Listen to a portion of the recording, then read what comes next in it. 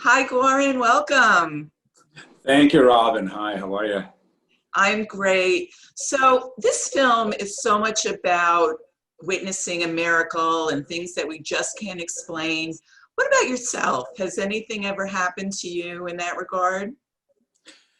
No, nothing like this. I have to say, I'm one of those people who doesn't even dream properly. You know, people come to me and say, "Oh my God, I had a dream last night." I'm like, yeah.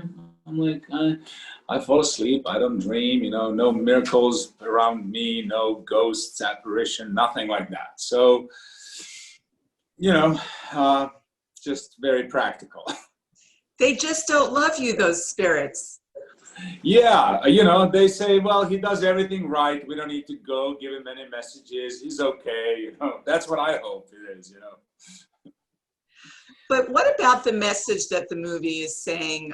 Do you feel that it's sort of universal?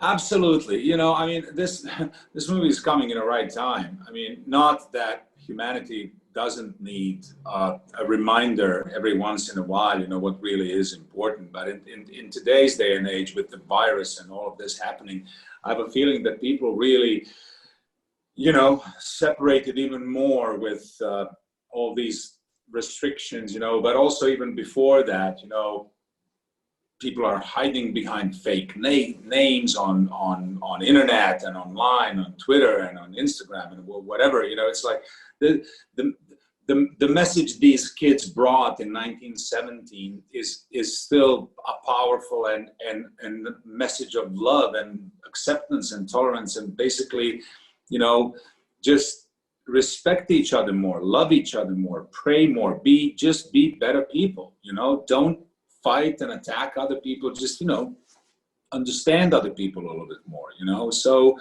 I think we all should step back a little bit and think for a second, you know, that these other people that we don't agree with them or whatever are also humans like we are. We just need to kind of we're all together on this planet, you know.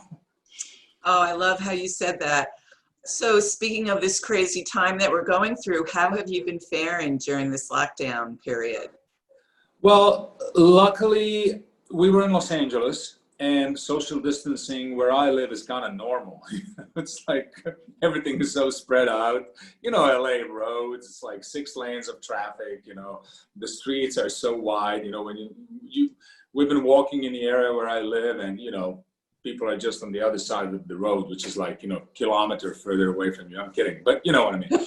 But kids were in school on Zoom, and then every weekend we would just sit in a car and literally go to a Mojave Desert to be just us in the middle of nowhere. It was literally nobody there. So we were respecting, you know, all the rules, social distancing and everything. But kids and I had a really good time because we we just went out and we spent every weekend in the desert camping and just doing crazy stuff. We gave my wife a little bit of free time so she can relax at home without me and the kids. So it was, you know, we made it good. Of course, there was some downsides, but we made it okay, you know. Yeah. So it wasn't as bad. So you were sleeping under the stars. Something like that. Like, yeah, literally we went to Mojave Desert one weekend just specifically for that because my kids never seen the night sky in the middle of desert. So we literally lay down and, you know, waited for eyes to kind of you know, get used to darkness, and they saw the Milky Way first time in their life, and, you know, the shooting stars were falling and they were like, oh my God. I'm like, yeah, that's actually how it looks normally. But with all the city lights you can't see it. How gorgeous. Now, speaking of travel, what was Portugal like?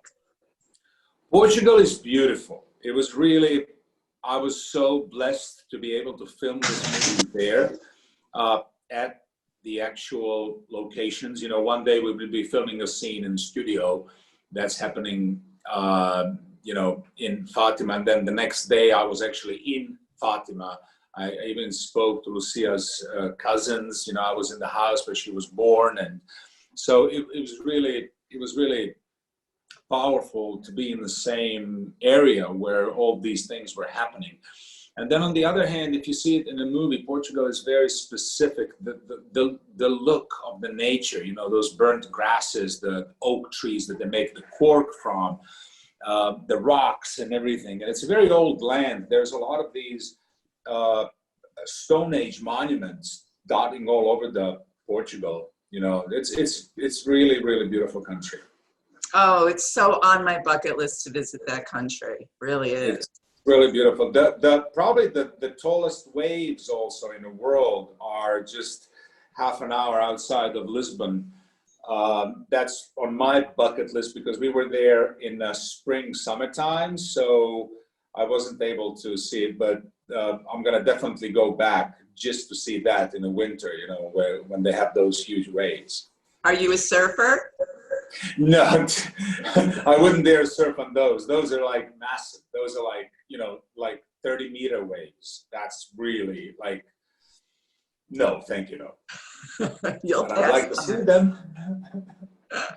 So what about upcoming projects for you?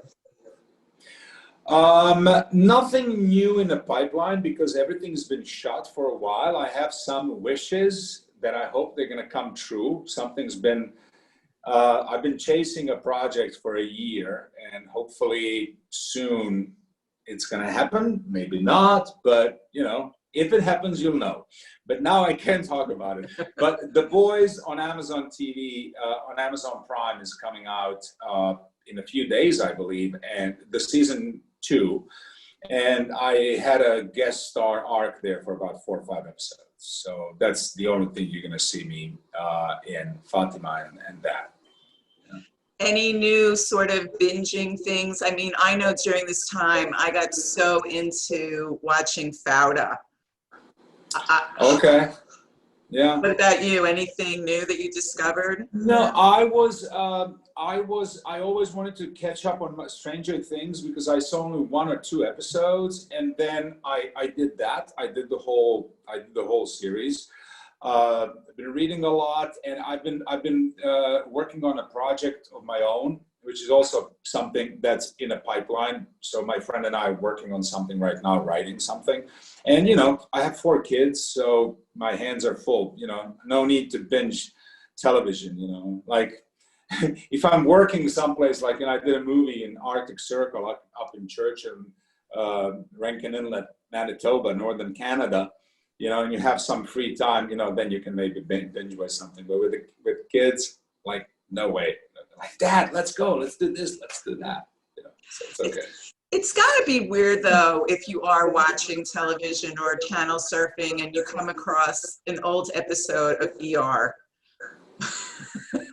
It is. It's always weird to see yourself like, what, 15 years ago or even more, you know. I started actually, yeah, like 20 years ago. 99 was my first episode, and I was there for about 8 years. Yeah, so it is a little bit weird to see yourself, you know. We all like to see ourselves if we're still young, kind of like, and everything. And then you see yourself 20 years ago, you're like, oh my God, I was really young. Yeah. Well, you're really rocking that stash there and looking good, so I got to tell you. Thank you, thank you. It's just we, you know, somewhere in Croatian newspapers, they wrote something like, oh, his new image. And I'm like, actors don't have image. We're doing whatever the project is, you know. This is for the audition I'm doing in a few days, you know. So it's kind of like you just do whatever the work gives you to do, you know. Long hair, short hair, bold, stashes, no stashes, you know.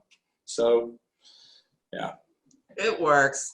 So tell me, what do you want audiences to come away with after seeing this film? Well, that's what we've been talking before, you know. I love the idea that these kids, you know, they receive this message from Virgin Mary, and they come to these adults, and they just very, very cleanly, naively, full of goodness, they just say, look, this is what happened. This is what she told us, and we should tell you guys. And now everybody starts politicizing the message. And kids are kind of like, no. That's what are you guys doing? You know, we just. It's a message of love. It's a message of peace. Why not just let it out there in the world? how it's supposed to be. So it's beautiful to see these kids kind of like going through this storm of these adults and government and church and moms and dads, and they're still getting this message out, you know. And bottom line for me is actually what this message is, you know. Like I told you in the beginning of the interview, I would like the people to go out of the theater. Yeah, they can talk about historical event and what happened. Was there a miracle? Wasn't a miracle? But the most important part is the message that was delivered on that day was a message of love and peace, you know. And it's we really do need that, you know. Yes, absolutely. Well, love and peace to you. And thank you so much for joining me. Thank you. Thank you, Robin. Okay, take care. Have a good day. Bye-bye. Bye. Always news. Always refreshing. Always candid. Always milling about. Robin Milling delivers what celebrities are saying to you.